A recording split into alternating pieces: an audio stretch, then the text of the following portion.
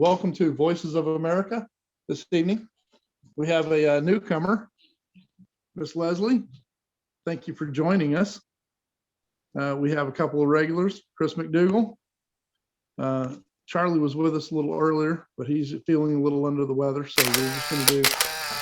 So basically, we come on here, we talk about local current events, talk about politics, we talk about whatever's on our mind. Yeah, so one of the topics that came up earlier in a discussion, we're talking about, I guess, local politics. It starts at local politics, where a governor that apparently was your father, and and so anyway, we were talking about the difference between the made-up term of assault weapon and the term assault rifle. So assault rifle has a definition. It is a real term, and it is defined as a weapon that has select fire capability. So you have a weapon capable of firing semi-automatic, which is one trigger pull, one round, or fully automatic, or more than one round going off for each trigger pull. So that can be the current weapon that the military uses, which is a 3-round burst. One pull of the trigger, 3 rounds, or one pull of the trigger and you empty the magazine. That's an assault rifle. Those are, for the most part, highly regulated. They're not illegal, but they're highly regulated. You can, as a American citizen, apply for an FFL, and I think it's a $200 tax stamp, and you can buy a fully automatic machine gun. However, I believe it was 1986, they outlawed the fabrication of machine guns for civilian market. So you can still have police departments and contractors make weapons for the military, but those weapons cannot be sold to the civilian market. And once have lived their life out, they can't be transferred to the civilian market. They have to be destroyed. However, if you find one of these weapons, you can purchase them, but because there's a limited quantity, these weapons go from anywhere from $5,000 to $25,000, $50,000 for just the weapon, just the privilege to own the weapon. So that, on top of the licensing, which is the background check and the FFL that you have to have, technically you as an American citizen that has a clean record can own a fully automatic machine gun. However, they're very difficult to get a hold of. And to be honest with you, as a prior military member, I can tell you they're ridiculous to own. There is really no practical purpose to own a fully automatic weapon. That's not to say that I'm telling anyone else that you shouldn't own one. So for those of you who do own one, I'm not saying that you're an idiot for owning one. I'm just saying that there's no practical use for one. It doesn't make any sense for me, okay? I have fired fully automatic weapons and 3-round burst weapons. It's fun.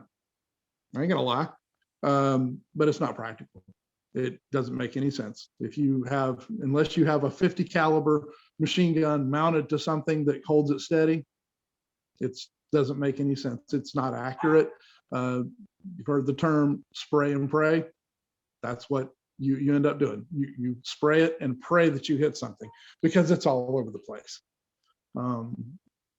So as big of a proponent of Trump as I am, I think he made a mistake early on in his presidency. One of his decisions that he made was, and I think in looking back in retrospect, I think he thought, hey, look, I'm going to throw the left a bone. The gun control community, I'm going to throw them a bone, and we're going to ban the bump stock. So for those of you who don't know what a bump stock is, it's just a piece of plastic that wraps around the stock of a rifle, and it goes up the length of the rifle, and you can look up videos of it to see exactly how it works and so forth. But basically it simulates rapid fire, almost fully automatic fire. It's a novelty at best. It's a piece of crap. I would never own one. I'm a gun enthusiast. I love guns. I love everything about guns. I build guns. I shoot guns. And it's a piece of crap. I've bump fired. I've used one. It's just junk. However, it's not my business, and it's not anyone's business to tell you you can't have one. You start down that slippery slope of you can't have this or you can't have that, and you set a precedence, and you start taking away. Okay, you can't have this. Oh yeah, well this is too much like that. You can't have that. And blah blah blah. Look, the Second Amendment was not there as a suggestion. The Second Amendment is not granting any citizen a right. It is telling you that it is restricting the government from infringement upon that right from you as a citizen. So the First Amendment is there. The Second Amendment is there in case the first one doesn't work out. That's my opinion. We welcome yours.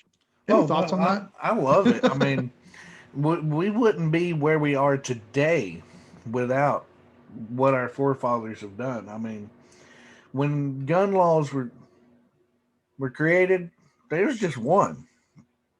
You have the right to keep and bear arms. There was no statute or anything like that. I'm pretty sure, they thought, gun technology is going to get better over the future because gun technology was getting better then. So,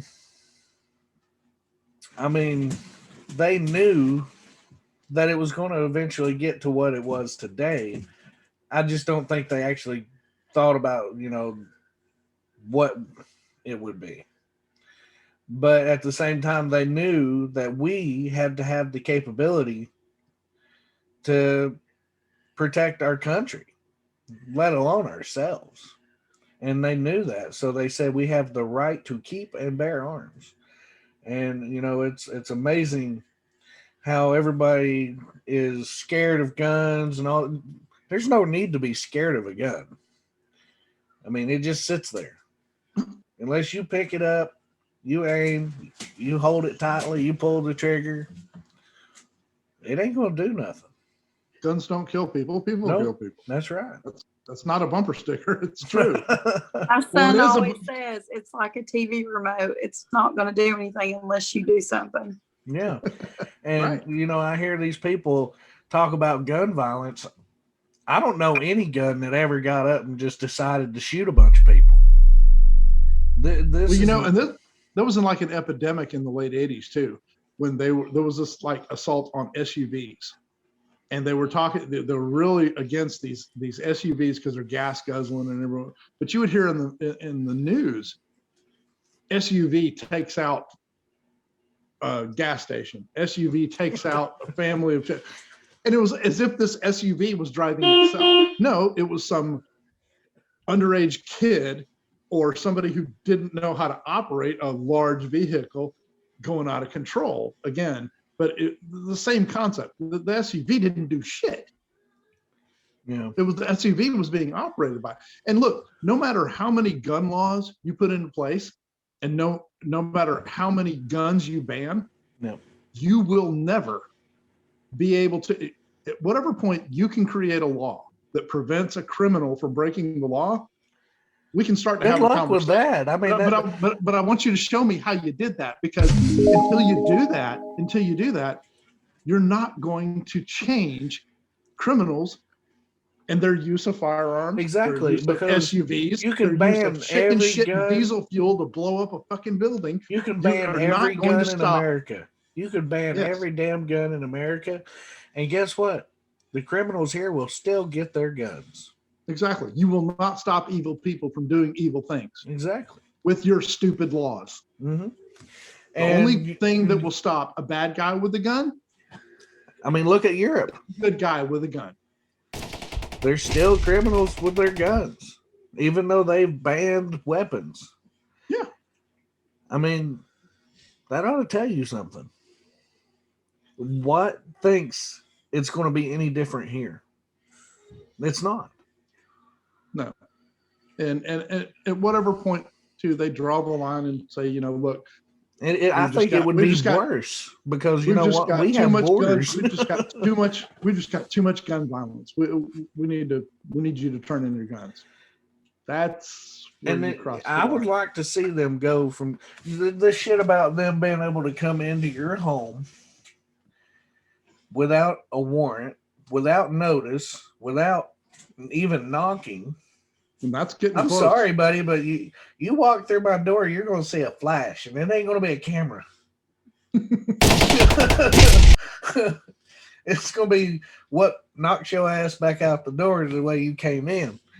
I concur. Because, I mean, we have the right to protect what is ours. When the government starts creating these laws, and what they forget is each state has its own constitution and it has its own laws as well. They think that their law is above it. No. What people don't know is the state's law is actually over the federal law. But except on certain circumstances. But I think we talked about this the other day. When it comes down to it, you break into my house, I'm going to shoot you. You were in my house when I pull up, I'm going to wait for you to walk out. And then I'm going to drag your ass back in.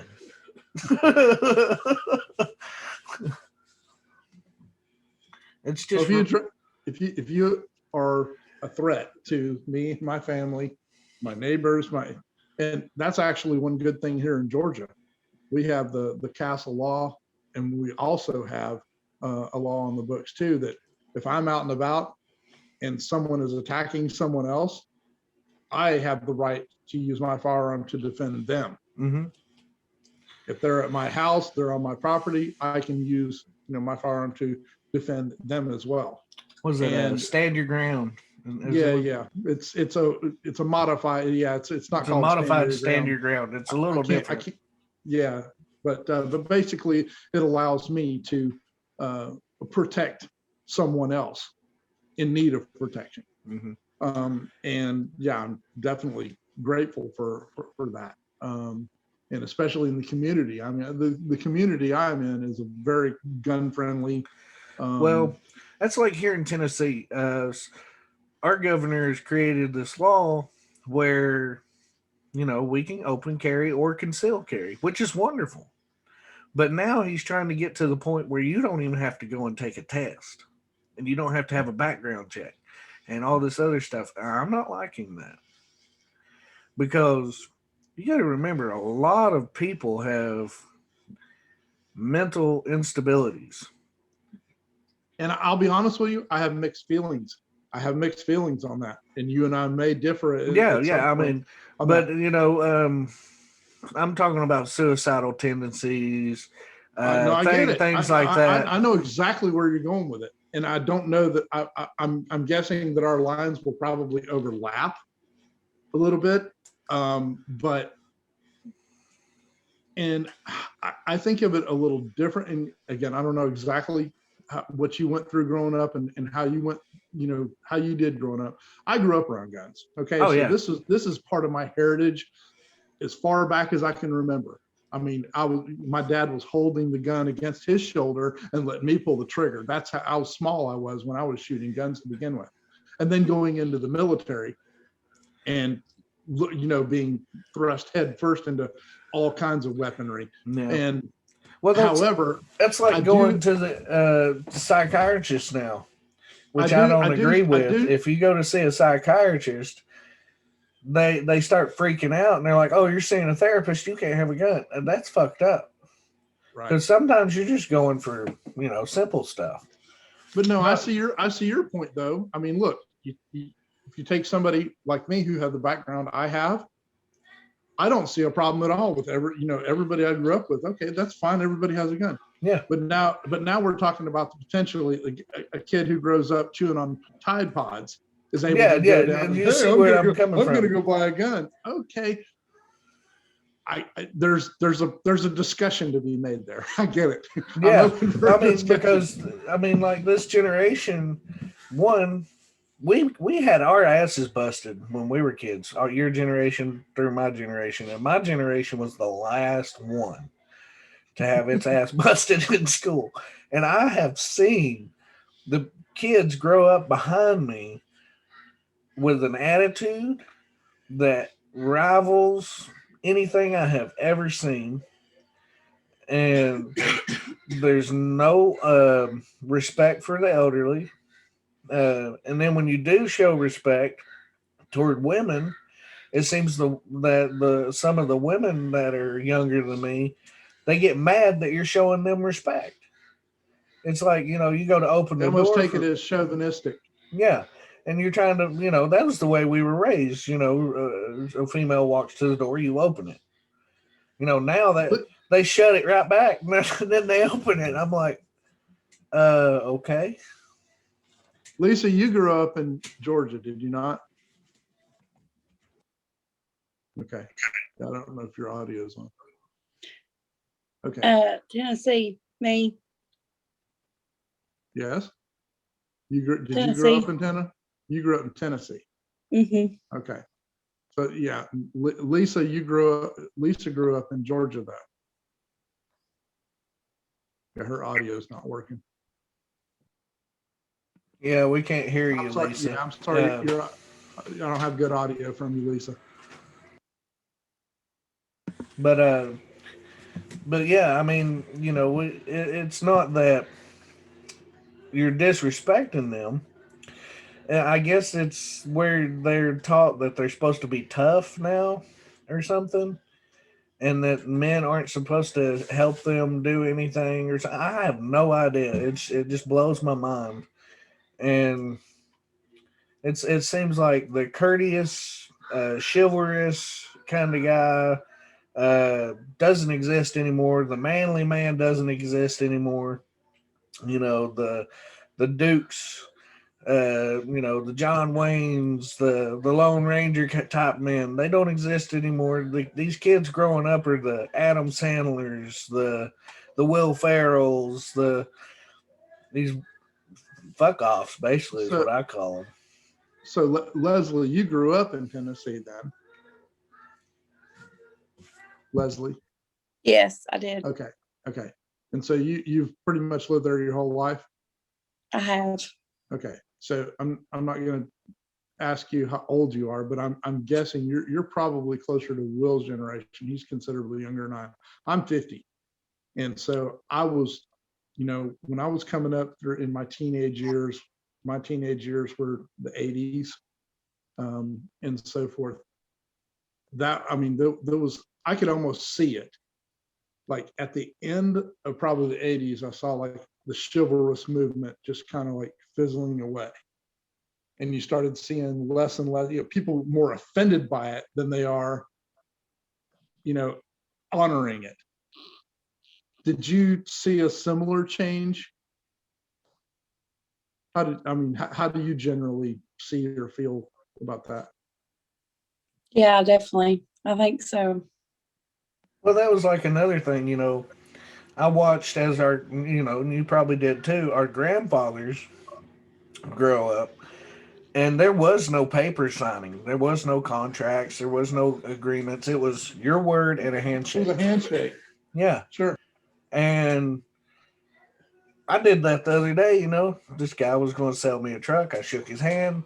He said he would bring it to me as soon as he got the title. I see him on Facebook. He's selling another truck. I'm like, I call him. I'm like, hey, you going to bring that truck over? He's like, what truck? I already sold it. I was like, dude, you shook my hand.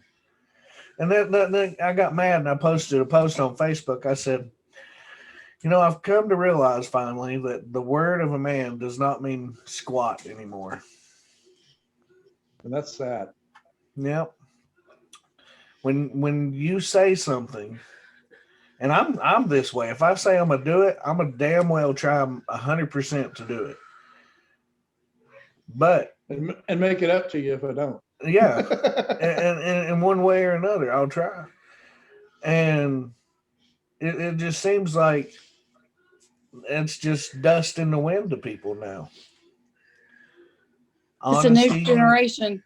Yeah, and so I mean, they think they don't have to try, they don't have to get out there and sweat and make it. I mean, I've never seen such lazy people that didn't like to sweat. Oh, start sweating. I need something to drink. I need to sit down. Buddy. I need an Indian break. Yeah. Buddy, I've gone all day working, sweating my ass off, come home and my shirt stand up on its own. You turn it inside out and there's salt all inside the shirt from sweating so much. It's just. Leslie, if you don't mind me asking, what do you do for a living? I am a manager at a very large call center. It's across the United States. Okay, so you manage people. Yes. You're a babysitter. Yes. I've been there. I've done that. I've done call center work. I did that for a while. That can be stressful. It can be, unless you. I was lucky though. I had call in calls, so it wasn't so bad. And it was the payment center, so it wasn't as bad as some people. But then when I left, I heard they actually included customer support with it. So I was like, well, I'm glad I'm not there anymore. And I've worked for the same company for, let's see, next month will be 21 years. And I've been in the construction industry. I work on construction equipment. I work on anything from backhoes to bulldozers. I'm a mechanic. But I've done anything and everything in between around them. And one of the hardest jobs I did was being a service manager for one of our stores. And that was literally, I mean, physical wise, it was the easiest job, but it was the most stressful because not only did I have to deal with customers that were, a pain in the ass to deal with, but I had to babysit grown freaking men. That was the most frustrating part, is dealing with people that were roughly my age in my peer group that were literally had either no work ethic or were just, trying to skate. But, you run into the typical personalities in my industry, at least with the mechanics. There's 2 or 3 different categories. So there's 2 main categories. One category is you've got a mechanic and he really means well, man. He shows up every single day, but he fucks up almost everything he touches. And he doesn't mean to. It's not doing it on purpose. He just really doesn't have the mindset to be a mechanic. He has the Well, drive. first off, the guy probably never asked a question. Well, and then the other category you have is the guy who can fix anything but the crack of dawn and a broken heart, but you can't get the fucker to show up for more than 3 days a week on time. You can't depend on him. And then there's that rare third category that you get the guy who's pretty much shows up whenever he's needed. He does whatever you ask him to do, and you never really have an issue with it. And that's like a 3% category. Everybody else falls into one of those other 2 categories. And you can never have like that perfect blend of somebody who, look, we start work at 7 a.m. every morning. If you have trouble getting here by 7 a.m., leave the house earlier.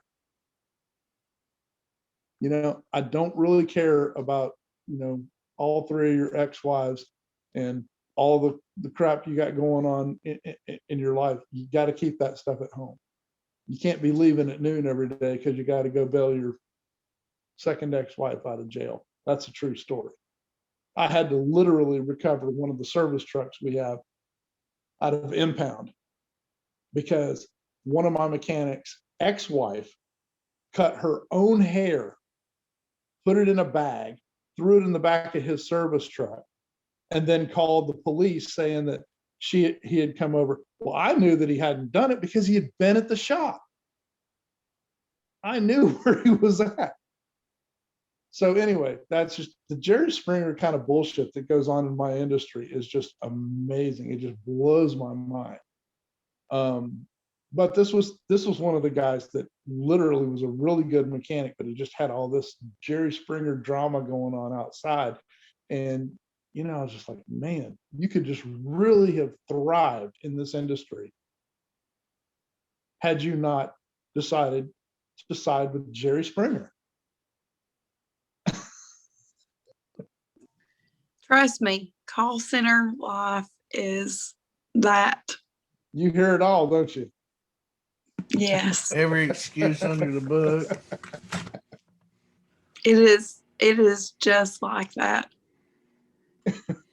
It just, yeah, I mean, half the stuff I have to say to myself, I'm just like, man, you can't make this stuff up.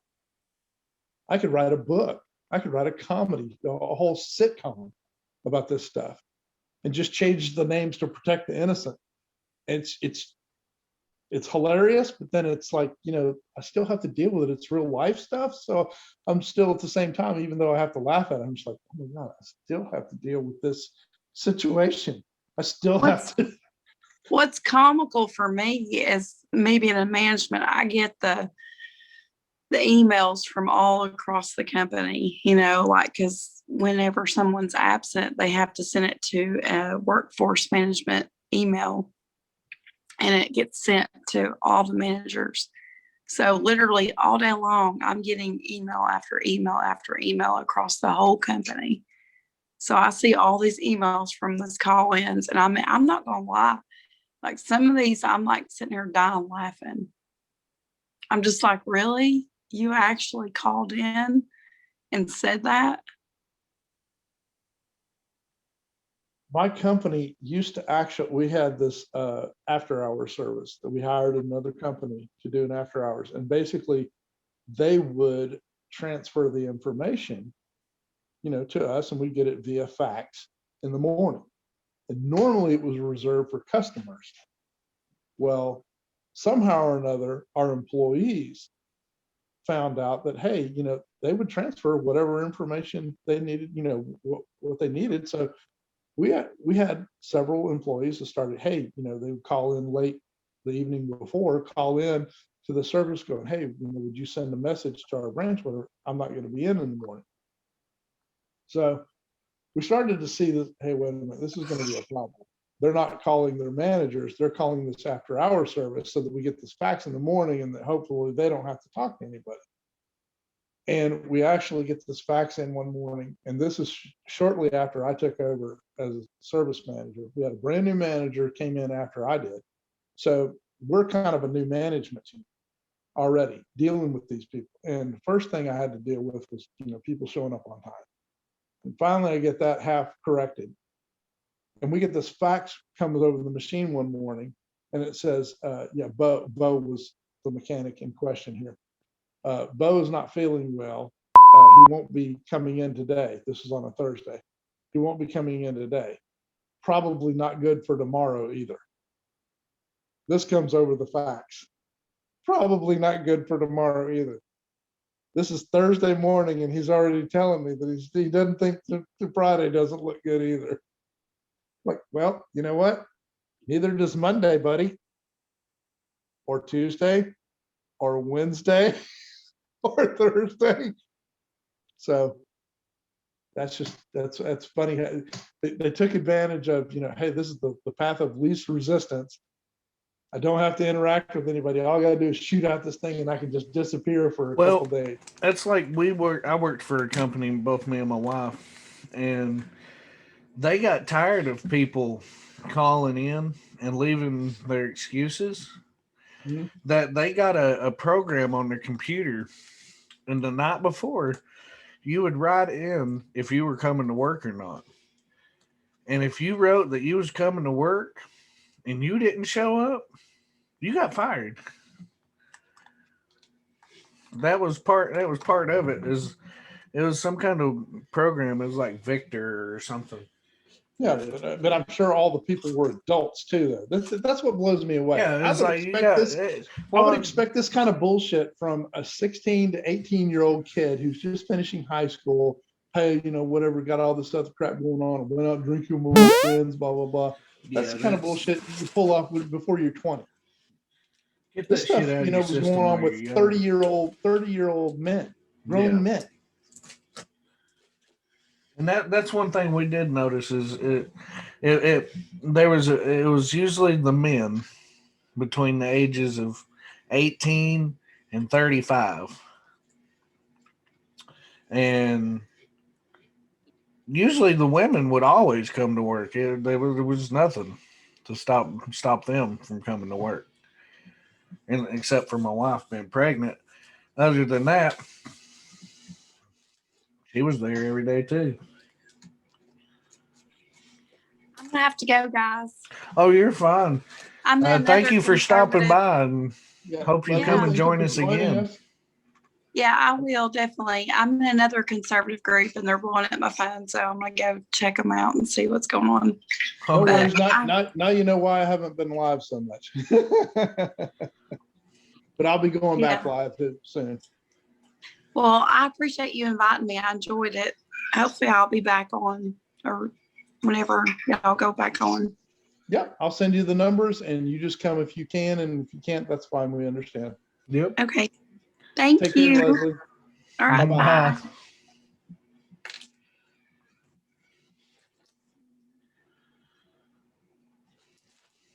I mean, it's good that we're getting more viewers. Yeah. A little more participation. Precipitation. Yeah, precipitation. Yeah, I think I pretty much talked enough shit Okay. for now.